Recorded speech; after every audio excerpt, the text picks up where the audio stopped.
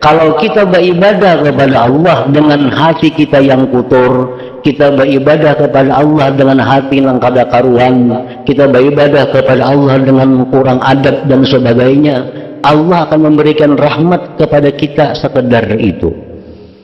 Sekedar itu. Tapi kalau kita duduk di hadapan orang yang wali, orang yang sudah sempurna di hadapan Allah, tentu curahan rahmat yang diberikan Allah kepada wali itu sangat besar, dan kita dapat di depannya, duduk di hadapannya itu. Jadi artinya rahmat yang kita peroleh dengan sesaat duduk di hadapan wali itu lebih banyak rahmatnya daripada ibadah kita sepanjang hidup kita.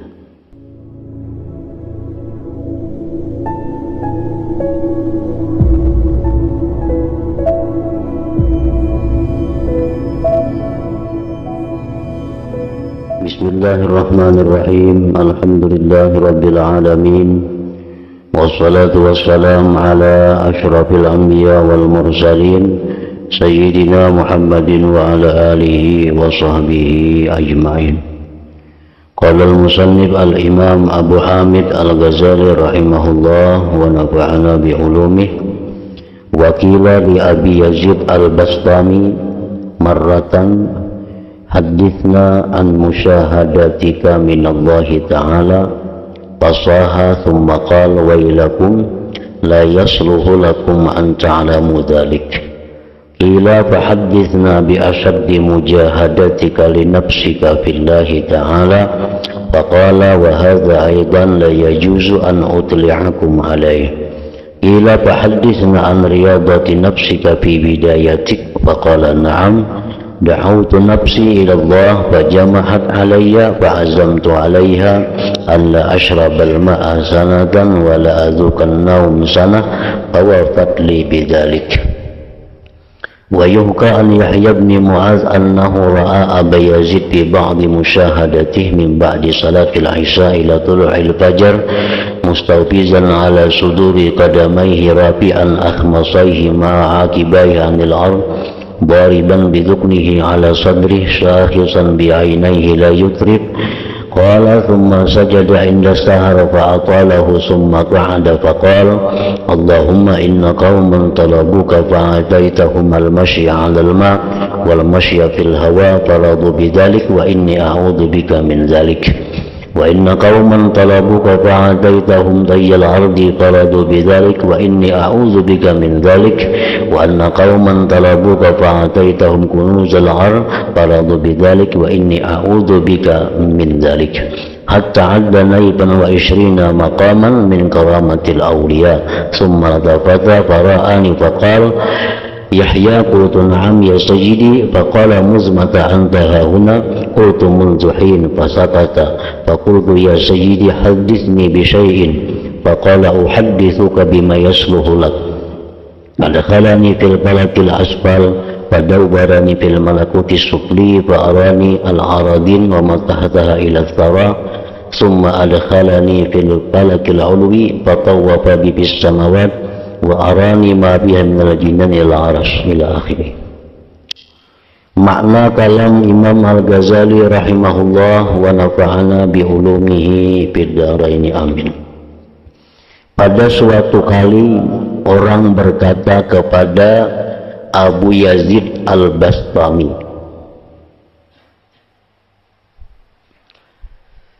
ceritakan kepada kami wahai Syekh Abu Yazid Al-Bastami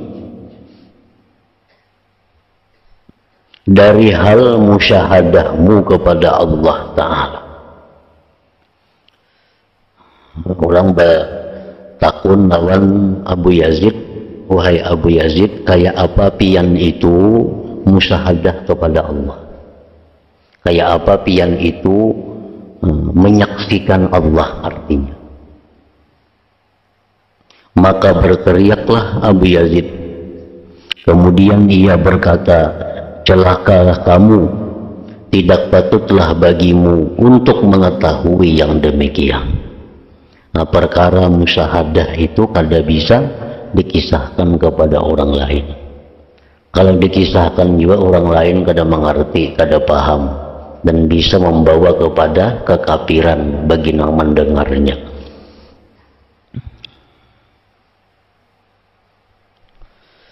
Nah, ceritakanlah kepada kami bagaimana engkau musyahadah kepada Allah.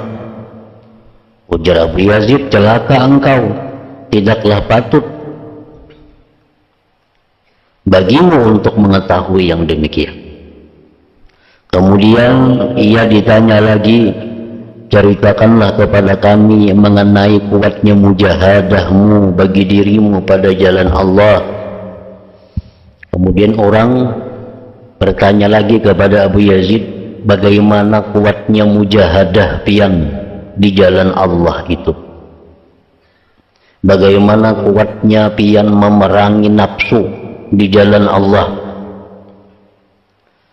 Abu Yazid menjawab, ini juga tidak boleh diperlihatkan kepada. Kemudian Abu Yazid ditanya lagi, maka ceritakanlah kepada kami mengenai latihan untuk dirimu pada permulaan mujahadah. Nah, Abu Yazid berkata, ya, saya mengajak diriku kepada Allah. Kalau permulaannya itu boleh dikisahkan, tapi kalau perjalanan mujahadah itu kada patut dibuka, apalagi musyahadah itu. Nah, kalau permulaannya, ujar Abu Yazid, aku pertama mengajak diriku ini kepada Allah, mengajak nafsu kepada Allah. Tentu yang pertama itu nafsu seseorang itu namanya nafsu ammarah. Nafsu ammarah ini nafsu yang selalu membawa kepada kehinaan, membawa kepada kemudaratan, membawa kepada kesengsaraan di akhir hari. Nah, nafsu amarah ini pertama Sidin dulu ku ajak, ku bawai untuk mengabdi kepada Allah. Lalu ia tidak patuh padaku. Nafsu amarah itu kalau diajak memang ini kadang mau patuh, karena gawiannya amarah itu selalu kepada hal-hal yang negatif, hal yang maksiat.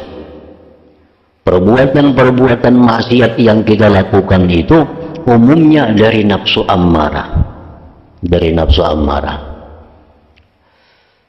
Keinginan-keinginan untuk bersenang-senang di dunia, walaupun akibatnya susah di akhirat, nah itu ajakan nafsu ammarah.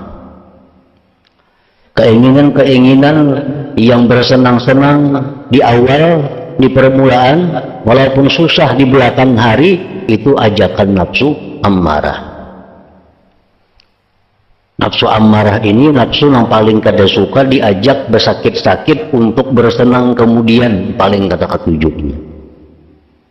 Nafsu ammarah ini mengajak kita bernyaman-nyaman dahulu, bersakit-sakit kemudian. Nah itu gawian nafsu ammarah.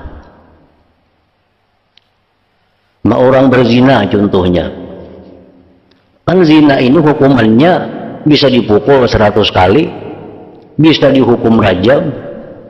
Tapi ajakan nafsu amarah kadang memandang kepada akibat, nang dipandang kesenangan sesaat. Berzinalah kamu, masalah hukuman itu kaina yang dipikirkan. Nah ini gawian nafsu amarah. Ada duit nang haram, ambil duit nang haram itu, perkara itu bertu kaina. Nah ini nafsu amarah, selalu memikirkan, menginginkan yang senang terlebih dahulu. Karena ujungnya kayak apa, kata penjara, kakak ada tahu kisah lagi ini.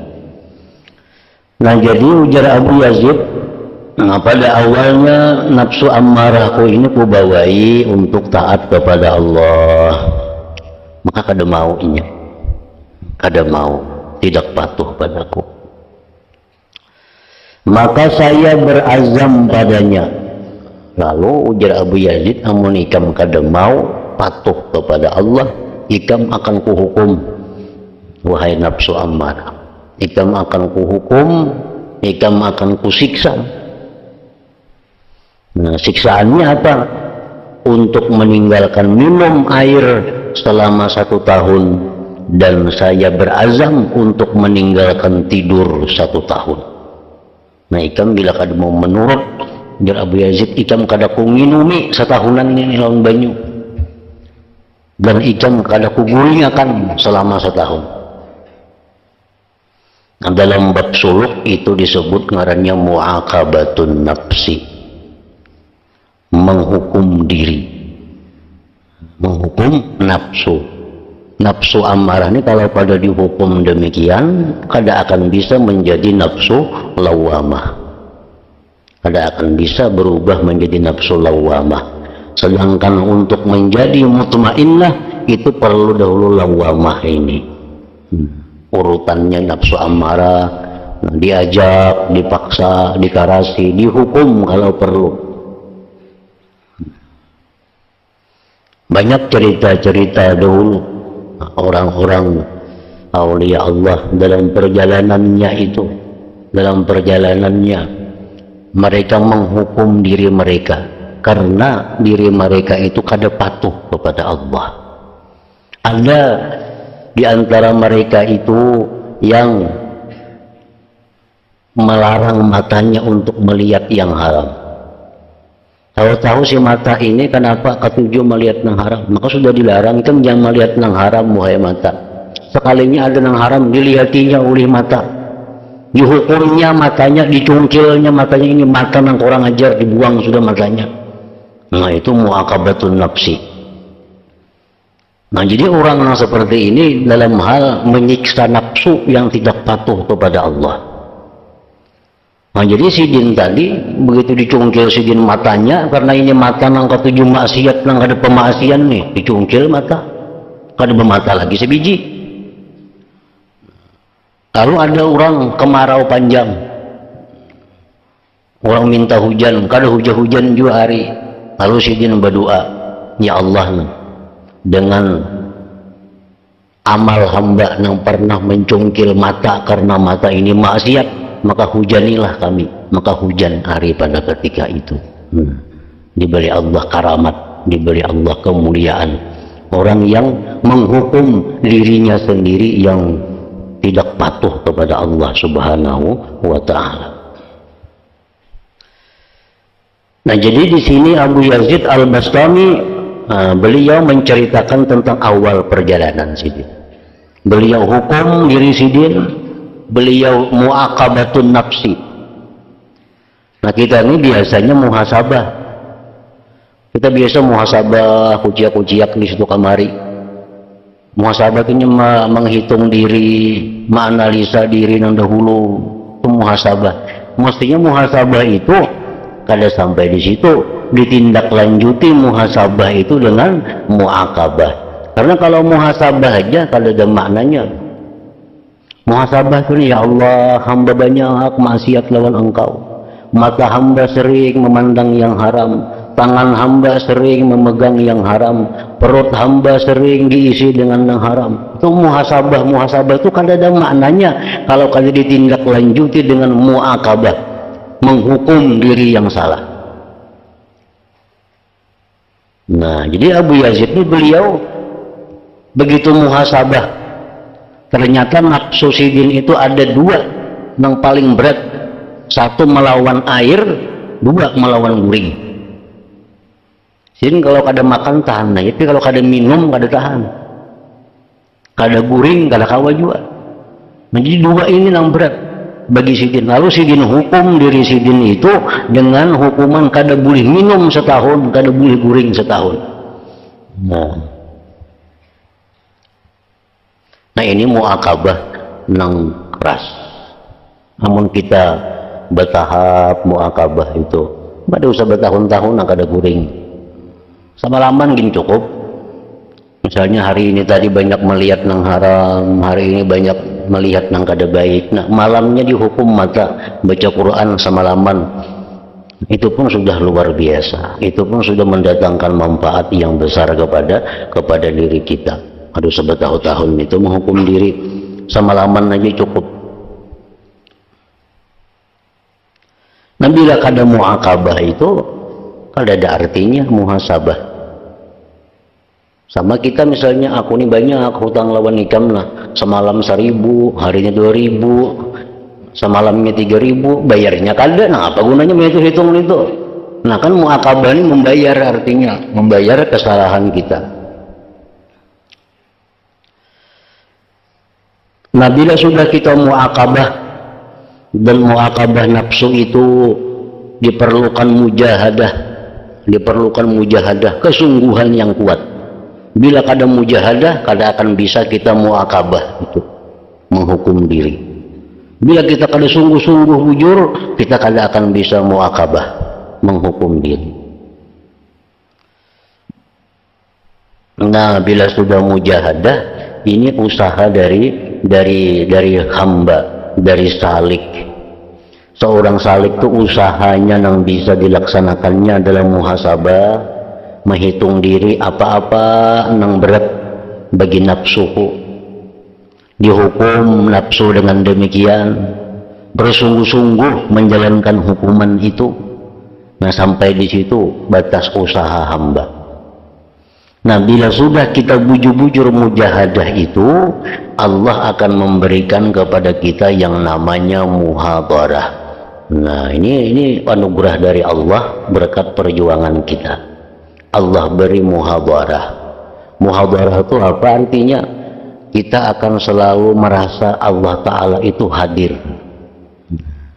Muhadarah akan merasa Allah Ta'ala selalu ada, merasa selalu ada. Kita masuk kamar, merasa Allah Ta'ala itu ada. Nah, kita ke pasar, merasa Allah Ta'ala itu ada.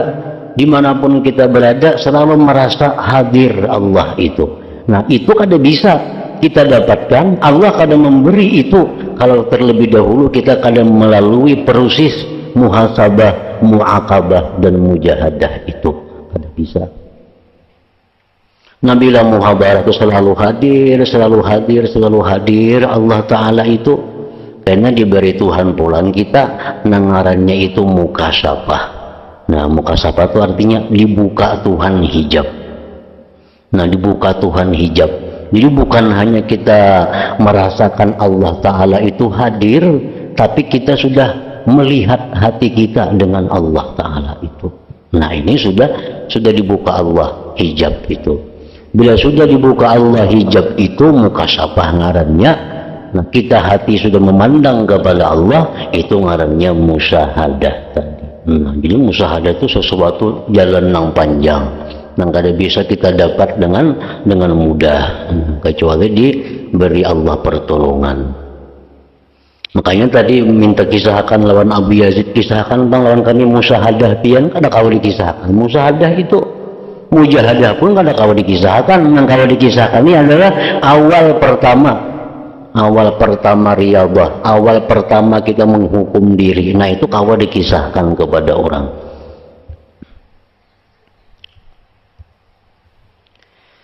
Sehingga diriku nafsuku mau mematuhinya untuk bermujahadah. Dan nafsu ini kalau kita hukum dengan mujahadah, nah kita hukum dengan sungguh-sungguh, dia akan patuh. Itu sudah dijamin. Kalau kita bujur-bujur mendidik diri kita bujur-bujur mendidik nafsu kita, pasti patuh. Itu Al-Quran sudah menjamin, walladzina jahadu fina lanahdiyannahum subulana. Orang yang bujur-bujur bersungguh-sungguh pasti dia Tuhan. Bersumpah Tuhan tuh lamul qasam, lanahdiyannahum, sungguh kami berikan dia petunjuk kepada jalan kami. Artinya kalau kita hendak bujur-bujur mau membaiki diri, Allah pasti menolong, pasti baik diri kita. Dan Allah pasti menolong, pasti baik. Kalau kita bujur-bujur hendak meluruskan nafsu kita supaya bujur, hendak jadi orang baik, pasti baik. Asal bujur-bujur. Nang mau kada baik tu kada bujur-bujur, banu hendak banu kada. Nah, ini Allah kada menolong. Allah kada menjanjikan kalau bolak-balik itu banu hendak, banu kanjang, banu kandur, banu pina kuat, banu lama. Nah, ini Allah kada menolong itu. Allah akan memberi pertolongan kalau kita sudah bujur-bujur bulat, bujur-bujur kuat memperbaiki diri, Allah dengan mudah memberikan pertolongan itu. Nah, sehingga nafsuku, diriku mau mematuhi untuk bermujahadah itu.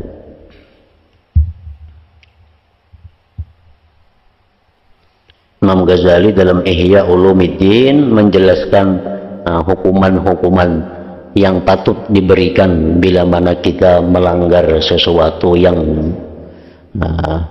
diperintah oleh Allah, dan hukuman-hukuman yang diatur yang ditulis oleh Imam Ghazali itu ukuran yang sedang. Ada usaha kayak kada minum setahun, itu terlalu berat untuk kita. Nah, itu bisa putus asa, pulangnya bisa bermatian di tengah jalan itu. Nah, Imam Ghazali sering cukup bahwa kalau kita hari ini misalnya tadi ada melangkahkan kaki kepada perbuatan yang maksiat, nah maka itu kita hukum kaki kita ini kita langkahkan beberapa langkah juga untuk hal-hal kebaikan, silaturahmi, untuk menolong orang dan sebagainya, sebagai hukuman kepada kaki yang tadinya berbuat maksiat kepada Allah Subhanahu wa Ta'ala. Nah, mulut yang tadinya misalnya menggibah orang, mulut yang tadinya berdusta, mulut yang tadinya sia-sia, itu dihukum dengan baca Quran 2 juz misalnya. Nah, sebagai kafarat daripada perbuatan yang kada baik tadi. Nah, itu cara yang mudah untuk mu'aqabatun nafsi, menghukum diri yang melanggar hukum Allah Subhanahu wa Ta'ala. Maka bila diri kita ini kita hukum dahulu dalam dunia, kita di akhirat kada dihukum Tuhan lagi. Kada dihukum Tuhan lagi. Berarti sebenarnya maksiat, melangkah kepada maksiat, kita hukum dengan melangkah kepada menolong orang. Kita langkah kepada, kita gunakan kaki kita bisa melangkah kepada hal-hal yang baik, kita hukum. Mata kita memandang kepada yang haram, kita hukum dengan memandang Al-Quran sambil membacanya. Kita hukum dalam dunia, di akhirat ada lagi hukumannya karena sudah dihukum di dalam dunia.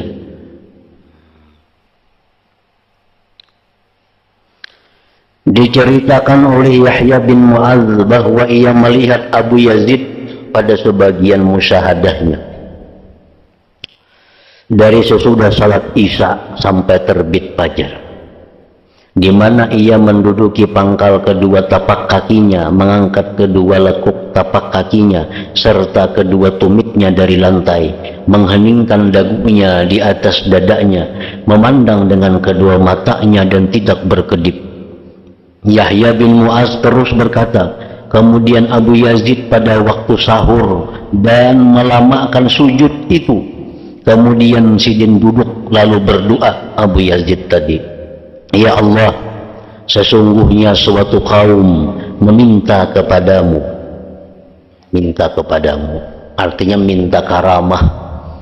Ada orang-orang yang minta kepada engkau, ya Allah, karamat, lalu engkau berikan kepadanya bisa berjalan di atas air dan bisa berjalan di atas udara, maka mereka senang dengan yang demikian itu, dan saya berlindung denganmu daripada yang demikian itu.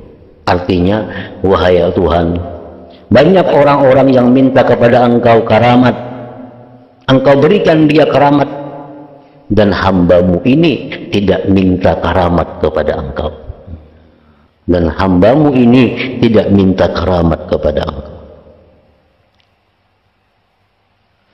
Suatu kaum meminta kepadamu, maka engkau berikan kepadanya bumi menjadi dekat dalam perjalanan.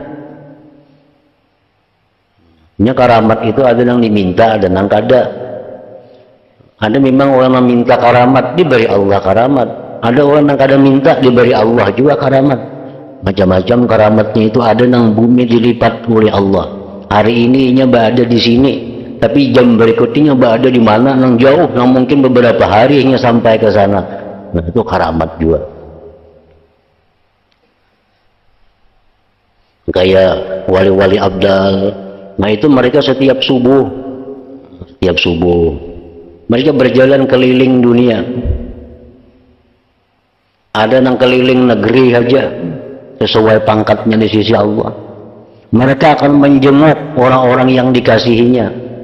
Nah, subuh naik ke rumah sini, orang rumah ada tahu pang, ada melihat kadernya, gimana naik ke sini, naik ke sana, naik ke sana, naik ke sana. Karena subuh orang bang sampai di rumahnya pulang bebulik.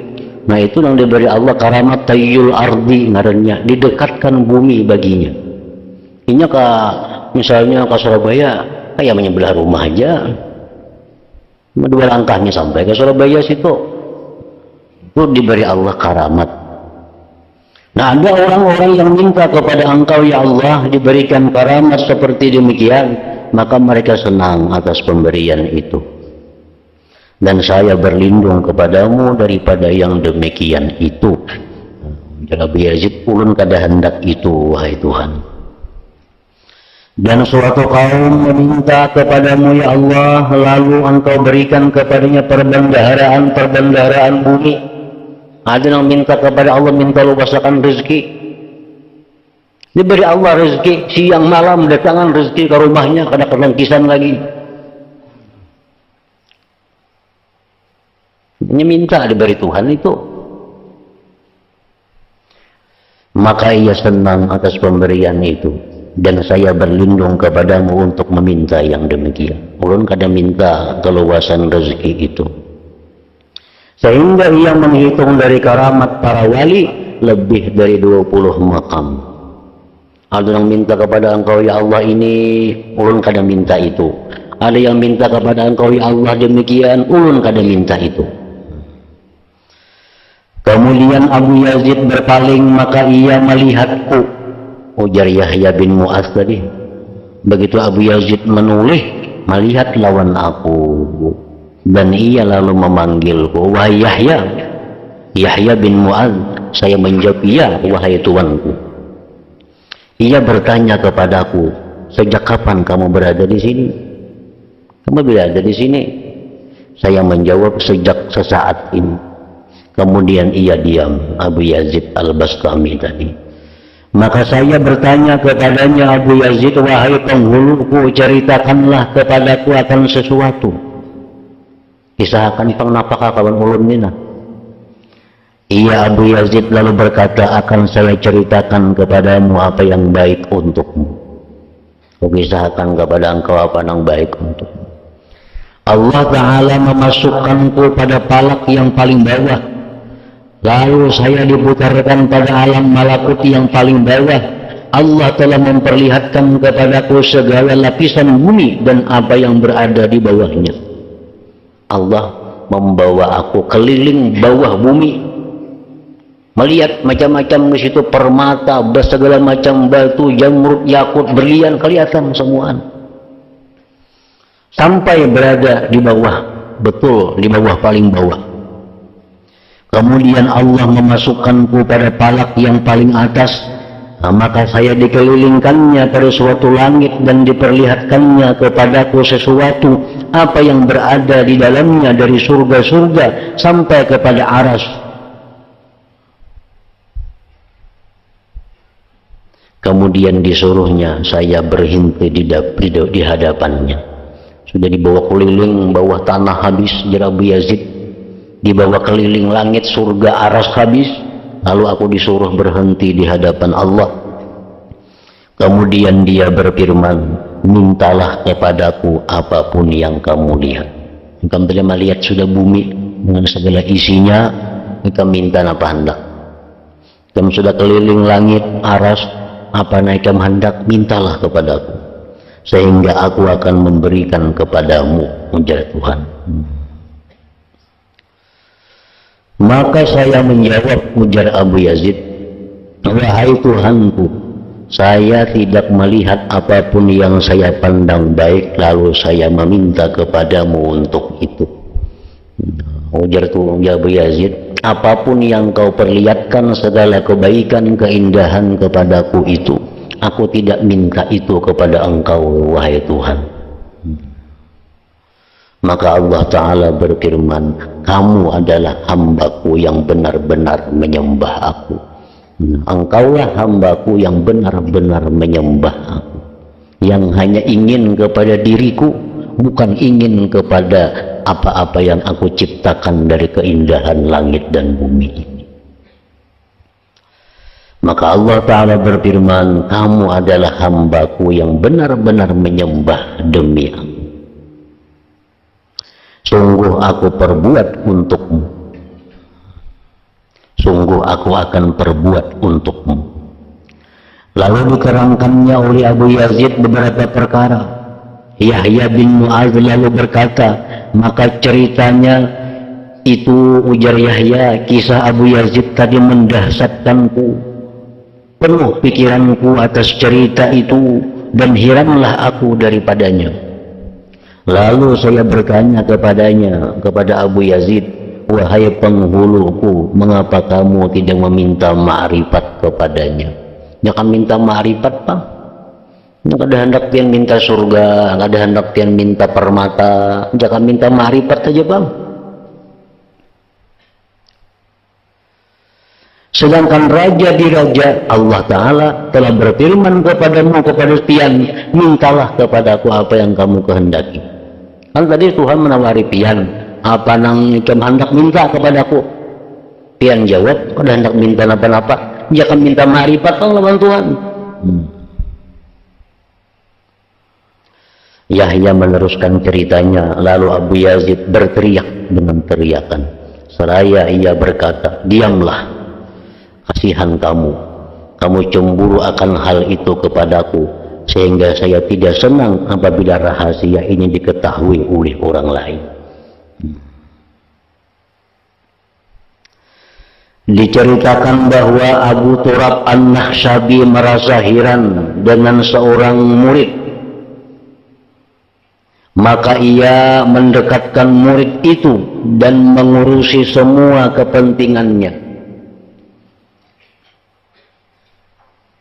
Jadi Abu Turab ini ada melihat seorang murid begitu bagus akhlaknya, begitu bagus ibadahnya. Lalu Abu Turab ini ingin mengurusi si murid ini, menyediakan segala yang diperlukannya. Dan murid itu sibuk dengan ibadahnya dan apa-apa yang diperolehnya dari ibadahnya.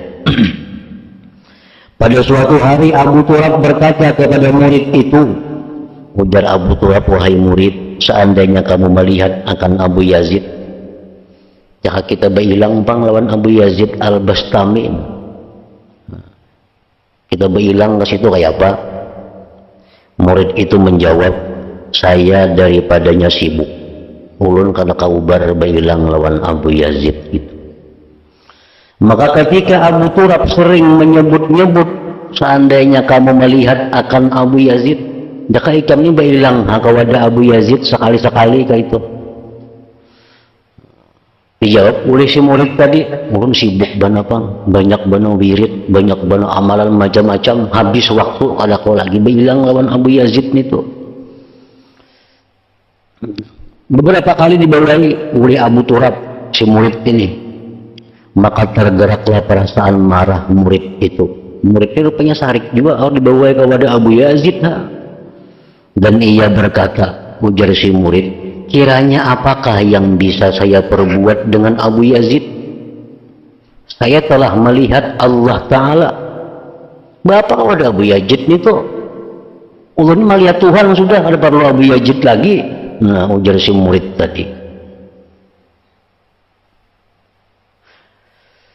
Apakah yang bisa saya perbuat dengan Abu Yazid? Saya telah melihat Allah Ta'ala. Artinya pemahamannya, apa kawadah manusia berhilang, ulun ini sudah beribadah, ini sudah bagus. Ulun ini beribadah taat kepada Allah, ulun ini membaca wirid, membaca zikir, lebih baik pada berhilang kawadah Abu Yazid manusia itu. Kan ulun ini menghadap Allah, beribadah, berzikir, mana baik yang berhilang oleh manusia, oleh Abu Yazid itu. Ujar si murid tadi. Abu Turab berkata, maka bangkitlah tabiatku dan saya tidak dapat menguasai diri. Maka saya berkata, ujar Abu Turab, celaka kamu wahai murid, celaka kamu. Kamu tertipu dengan Allah Azza wa Jalla. Seandainya kamu melihat Abu Yazid satu kali, niscaya lebih bermanfaat untukmu daripada kamu melihat Allah 70 kali. Ikam ini tertipu dengan ibadahmu wahai murid. Andai kata ikam bertamu Abu Yazid itu ikam sejam aja, lebih baik daripada ibadah ikam 70 tahun. Abu Turab meneruskan ceritanya. Maka heranlah anak muda itu dari ucapannya, dan ia mengingkarinya. Heran si murid, mengapa lebih baik berhilang Abu Yazid satu umat daripada beribadah 70 tahun. Lalu murid itu bertanya, bagaimana bisa demikian? Mana dalilnya berhilang Abu Yazid satu umat abdal pada beribadah 70 tahun?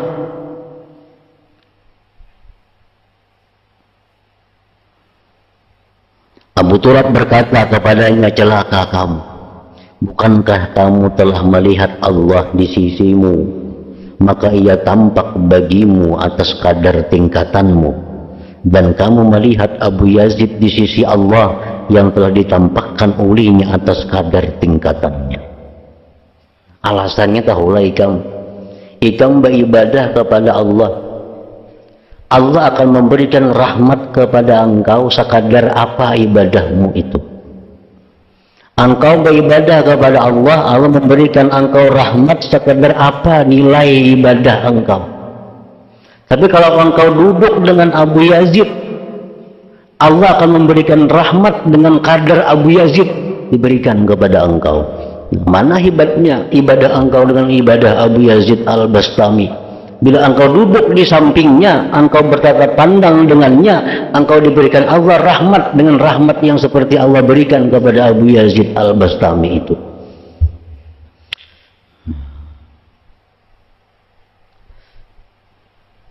Murid itu lalu mengerti apa yang kukatakan. Maka ia berkata, si murid tadi, bawalah saya kepadanya. Muka itu bawa ke sana bilang.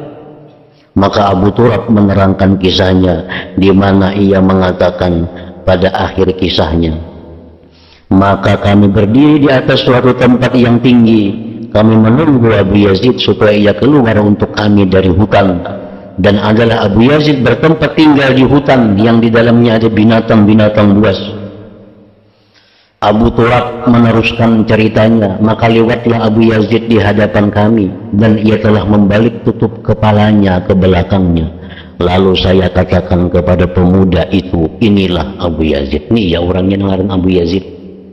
Maka lihatlah kepadanya, pandanglah dia. Pemuda itu lalu melihat kepada Abu Yazid, maka pingsanlah pemuda tadi. Kemudian kami menggerak-gerakkannya, tiba-tiba ia telah meninggal dunia. Mati sudah pemuda tadi. Maka kami saling tolong-menolong untuk menguburkannya. Lalu saya berkata kepada Abu Yazid, wahai penghuluku, pandangannya kepadamu mematikannya.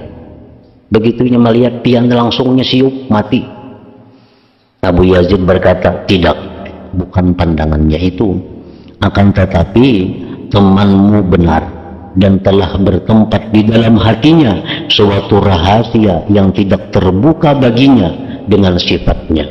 Maka ketika ia melihat kami, terbukalah rahasia hati baginya, maka sempitlah ia dari menanggungnya, karena ia pada makam murid-murid yang lemah, maka yang demikian itu menjadikannya mati.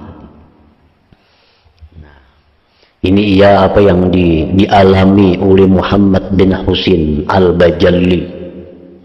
Muhammad bin Husin Al-Bajalli ini bermimpi bertemu Rasulullah.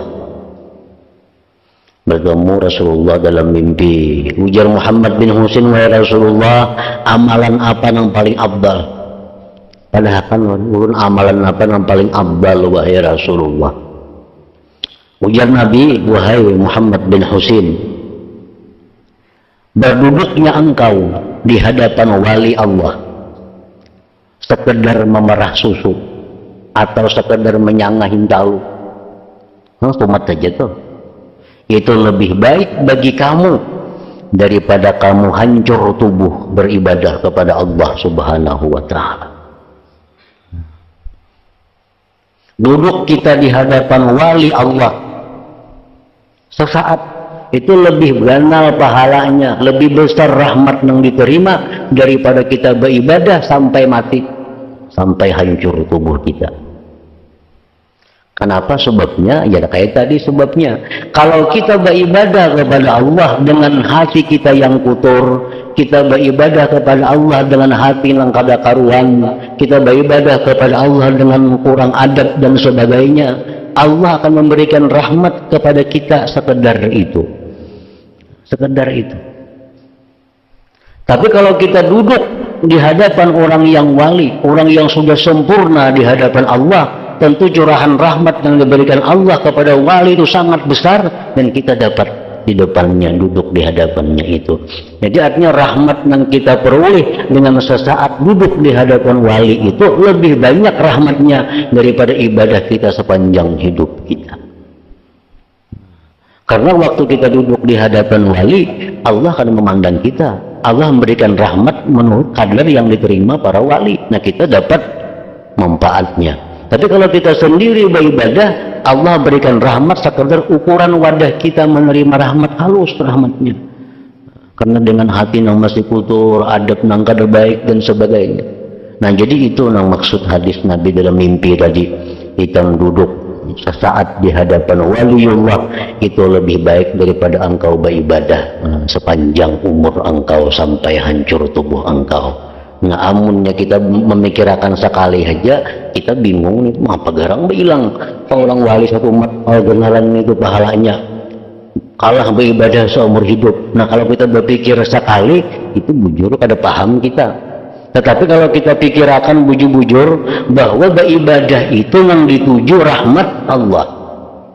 Ibadah ini adalah umpannya rahmat Allah. Ibadah ini umpan rahmat Allah. Kalau rahmat Allah kita umpanakan lawan umpan kita halus juga rahmatnya. Tapi kalau kita beribadah kepada Allah, umpannya umpan waliullah itu ganal, umpannya ganal juga rahmat nang diterimanya.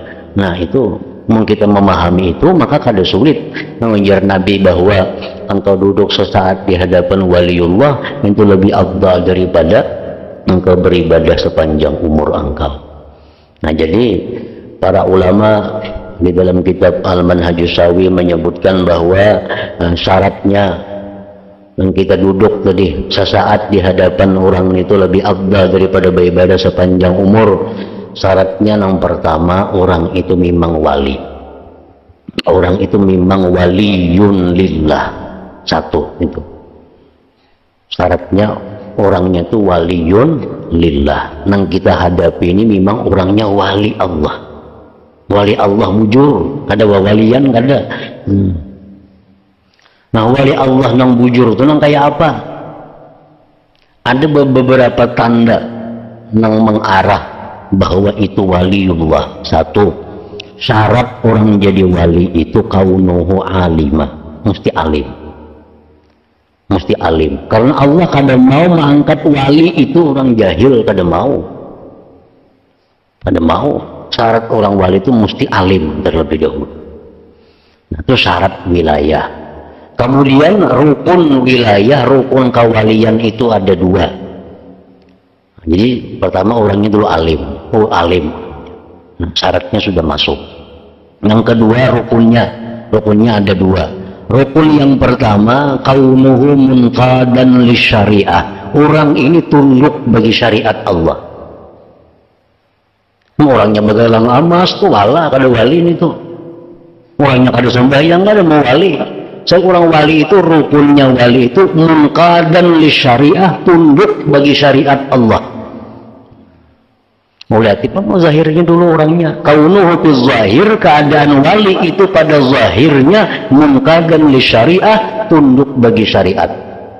Nah, jadi lihati zahirnya. Kayak apa dengan syariat? Tapahwal kada. Lawan hukum-hukum syariat nih pas kada tingkah lakunya. Lihati pang tutur katanya, cocoklah lawan syariat. Tutur katanya aja ketahuan, cocok kada lawan syariat. Nah, kemudian lagi pakaiannya cocok kada lawan syariat. Usahanya cocok kada lawan syariat. Nah, jadi semua zahirnya itu mesti tunduk lawan syariat. Nah, jadi bila orang itu alim, imbal itu pula orang itu tunduk lawan syariat, dua sudah pada dirinya ada tanda kewalian. Dan yang ketiga, wa kaunuhu fil batin mustaghriqan bil hakikah. Orang itu batinnya, hatinya tenggelam dengan hakikat. Artinya hatinya tenggelam dengan hakikat itu ayyakuna farahuhu wasti'nasuhu wa ta'alluquhu billah. Nah, orang ini kegembiraannya, kejinakannya dengan taat kepada Allah. Ia gembira bila kawa taat, ia jinak bila mana taat. Wa ta'alluquhu billah, dan ia hanya menggantungkan dirinya kepada Allah. Nah, itu itu hatinya kada kawa diketahui. Jadi orang-orang wali itu yang paling gembira bila inya kawataan. Inya datang dunia kayak apa aja, inya kada gembira seperti gembiranya bila kawataat kepada Allah. Satu itu. Dua, bagaimanapun dia susahnya, bagaimanapun dia sulitnya, bila mana dia zikir kepada Allah, hatinya pasti tenang. Nah, itu tanda orang wali. Yang ketiga, ta'alluquhu billah, dia bergantung hidupnya kepada Allah. Inya biar si A putus hubungan kada jadi masalah. Ada orang kaya putus hubungan kada jadi soal, hidupnya kada bergantung sama orang kaya. Nah, itu orang wali. Dia sekampungan orang memusuhinya, kada jadi masalah. Asa Allah jangan musuhinya. Nah, bila tiga perkara tadi, kaunuhu aliman, kaunuhu fil zahir munqadan li syariah, kaunuhu fil batin mustaghrikan bil haqiqah, itu waliullah. Nah, bila kita duduk di hadapan orang seperti itu sesaat, lebih mulia, lebih banyak rahmat yang kita terima daripada beribadah sepanjang hidup kita. Nah, satu, orangnya ini wali bujur-bujur. Yang kedua, supaya kita dapat rahmat yang banyak lagi, satu yang kita hadapan orangnya wali bujur-bujur. Yang kedua, i'tiqad hati kita bi annahu waliyullah. Hati kita ini mengikatkan ini orang adalah wali Allah. Misalnya wali bujur nih, kita duduk di hadapannya, tapi kita kadang mengikatkan inya tuh wali, kita kada dapat napa-napa. Kada dapat rahmat Allah, kada dapat berkat Allah. Padahal orang duduk di hadapan kita ini wali, memang wali bujur, orangnya wali Allah. Tapi kita menganggap inya tuh kada wali, kada dapat napa-napa. Nah, jadi yang kedua, i'tiqad dalam hati kita bahwa dia itu adalah waliullah. Nah, yang ketiga, bil adabil kamil, dengan adab yang sempurna. Nah, dengan adab yang sempurna. Jadi kalau kita nyata bahwa di hadapan kita ini wali orangnya, kita i'tiqadkan bahwa si jin itu wali, dan kita hadapi dengan adab yang sempurna. Nah, sesaat kita di hadapan si jin itu, lebih banyak rahmat yang kita terima daripada kita beribadah sampai mati. Nah, contohnya kayak pemuda tadi, dengan melihat Abu Yazid bahwa lebih baik daripada ibadahnya selama 70 tahun tadi. Nah, ketika orang-orang hitam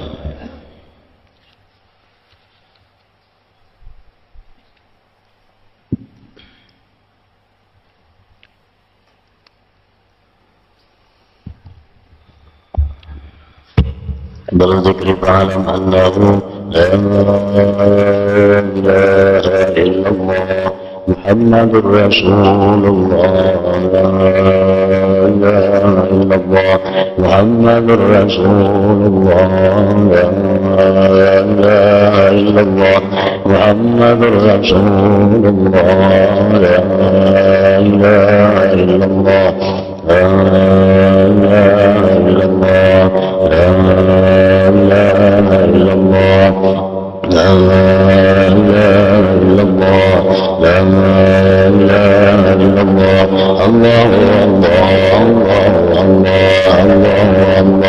Allahu Allah, Allahu Allah, Allahu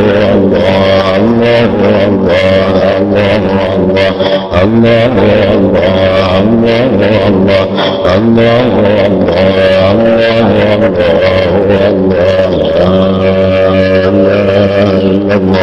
Muhammadur Rasulullah, la ilaha illallah Muhammadur Rasulullah, la ilaha illallah Muhammadur Rasulullah, la ilaha illallah. الفاتحة.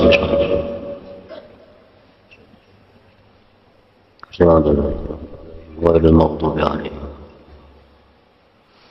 فيا أيها الرجل من شفاعة صلوا عليه وسلموا تسليما. اللهم صل وسلم عليه.